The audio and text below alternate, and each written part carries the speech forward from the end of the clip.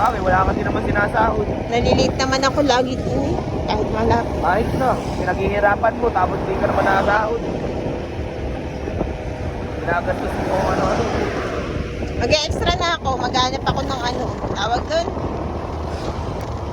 Caregiver. Mag-extra ako Sabado at Linggo.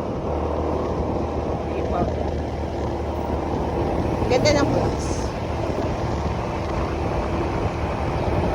Parang iba yung aking ano. Magandaan ako sa kuha ko. Binibidyo mo ba?